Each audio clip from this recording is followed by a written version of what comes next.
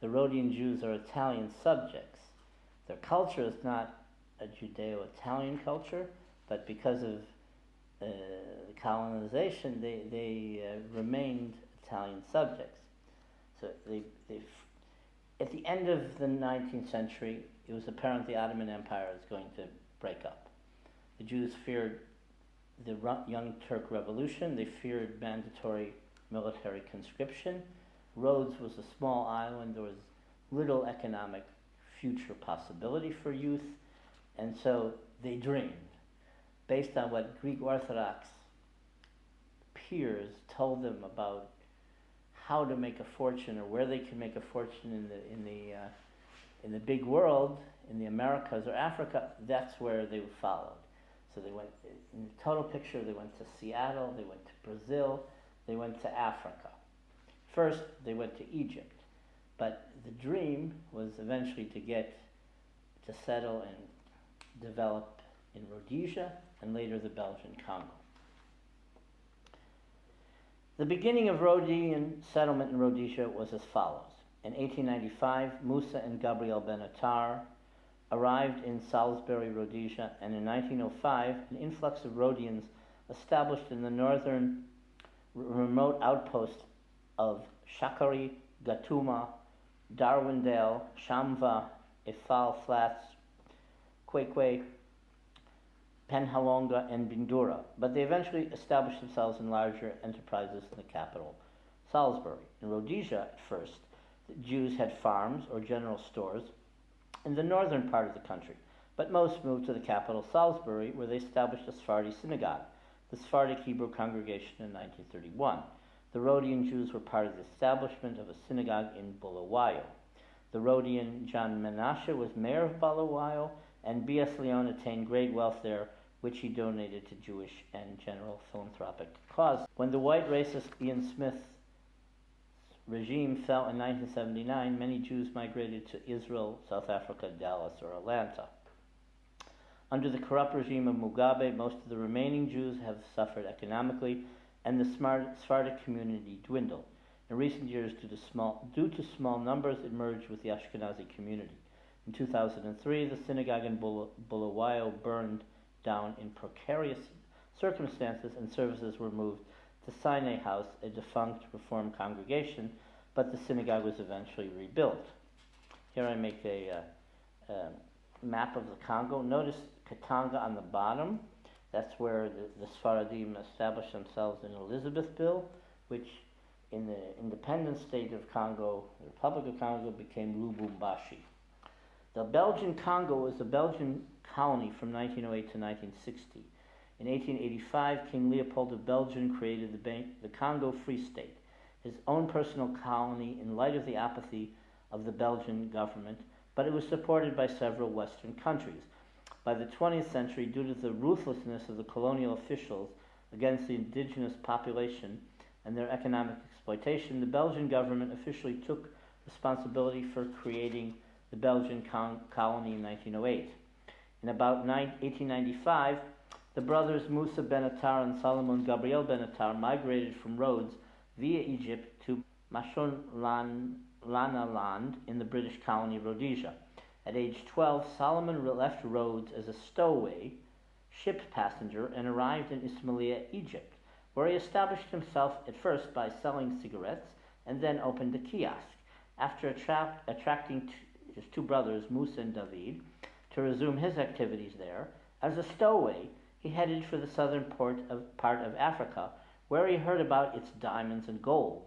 After arriving at the port of Beira, in the Portuguese colony of Mozambique, he opened up a shop for white people. He also prospered financially by receiving from the local government a 5-year concession in 1898 for the rights to oversee the bridge crossing at the Zambezi River at the Rhodesian border. A year after the outbreak of the Boers War in South Africa, 1899 to 1902, his revenues increased when the British Army transported supplies, equipment, artillery, and soldiers via the bridge. He eventually sold the concession to the bridge and went into business for Daniels in Umtali, Rhodesia. They worked for their Ashkenazi friend Morris Daniels and the firm Daniels Brothers that operated in Umtali and Penhalonga. both in Rhodesia.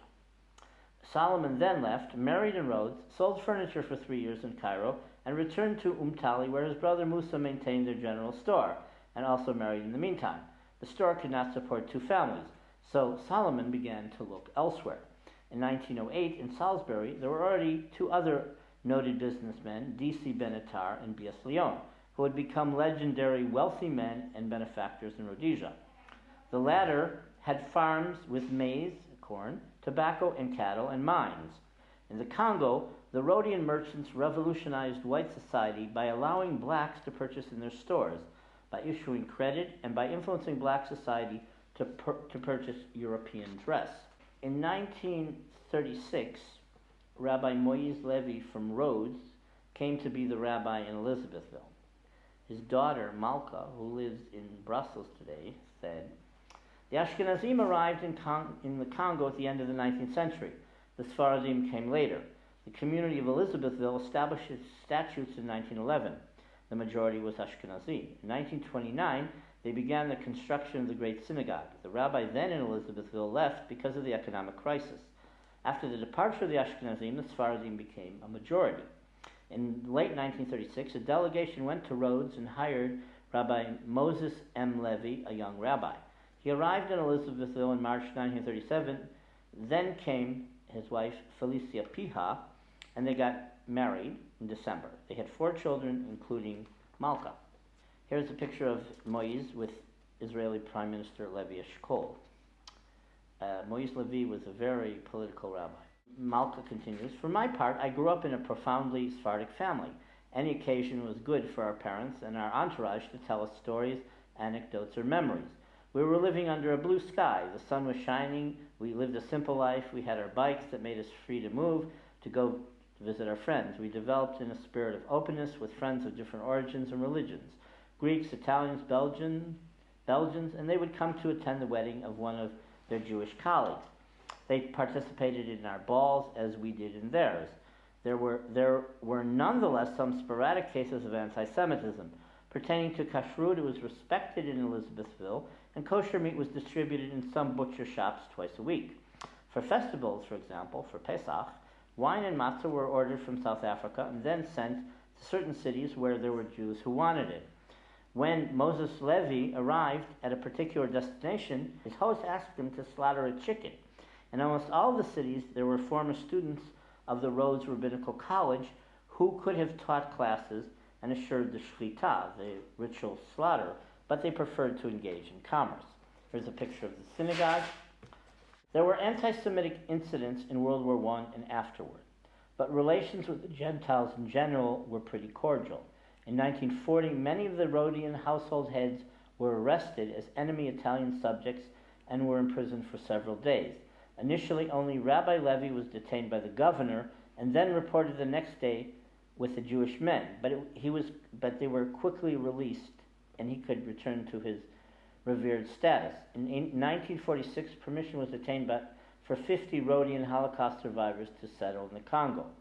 In 1950, parallel to the mass exodus of Turkish Jewry and their aliyah to Israel, some Turkish Sephardic Jews migrated to the Congo. Many of the Rhodians who came in 1936 and 1939 were victims of the Italian anti-Jewish racial laws. Those from Asia Minor who migrated to Rhodes after 1919, in accordance with the post-World War I Versailles Treaty, in 1938 were stripped of their Italian citizenship and were ordered to leave the island within half a year by early 1939. Those that did not go to the international zone in Tangier migrated to the Congo. Numerous Sephardic Jews established large-scale businesses in the Congo and became very wealthy. The Israel brothers made fabrics and they established themselves in the Kasai region. They had offices in Lulabourg and Elizabethville. Their company was called Simis, named after Simon Israel. They also had a factory in the capital, Leopoldville. In Elizabethville, there were the Amato Freres, brothers, who bought cloth and converted it into fabric. They also manufactured soap and peanut oil. Clement Israel and Michael Cohen had numerous import-export endeavors in the capital. On 24 June 1960, independence was declared in the Congo. Rabbi Levy had an official position as a political interlocutor. Revolutionary leader Moise Chambé, with backing of Belgian soldiers, wanted the Katanga region, wealthy in copper, gold, and uranium, to succeed from the new Congo, and he requested from Levy to go to Washington, D.C. to get an endorsement from President Kennedy and Ambassador at Large Averell Harriman. But once he arrived in Washington, a representative of Harriman's staff told him that the United States would only recognize the United Nations' position of recognizing a united independent Zaire and oppose the secession of Katanga. Prime Minister Patrice Lumumba had appealed to the United Nations for a united Congo, appealed for assistance in opposing Belgian military aggression and their support for Katanganese secession. On the 9th of July 1960, the Europeans began fleeing Elizabethville for Rhodesia. The next day, in order to protect the population from rioting, Belgium sent soldiers to the Congo. On 11th July, Chambé declared independence for Katanga. The Jewish community of Rhodesia provided a plane to assist the Jews to flee. Most Europeans fled, including 99% of the Jews of Elizabethville. Only 6 elderly Jewish women and 4 aged Jewish men stayed in the city, since they lacked the means to flee.